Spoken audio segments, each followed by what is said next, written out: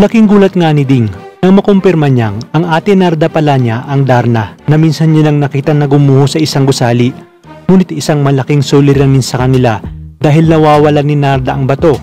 Buti na lamang ay malinaw ang mata ni Ding kaya agad niyang nakita ang kinaroroonan nito. Di na nga nagtagal, matapos ang pakikipaghabulan ni Narda kay Master Clavio ay tuluyan na ngang inihagis sa kanya ni Ding ang puting bato kung kaya't dito niya na ipinakita ang pambihirang lakas para matalo ang kalaban. Ngunit dahil may taglay na kapangyarihan si Clavio na makapagbago ng anyo ay talagang nahihirapan si Darna hanggang sa bigla itong maglaho at agad na sinundan ni Ding.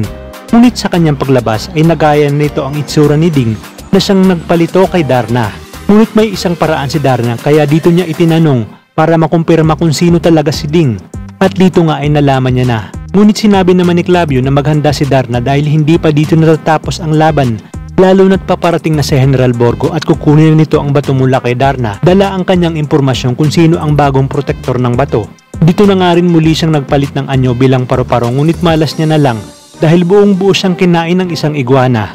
Dito na rin nga ipinalakas si Ding ang loob ng kanyang ate dahil kayang-kaya umano nitong protektahan ang bato at makatulong sa mga taong mas nangangailangan kagaya ng nanay niya.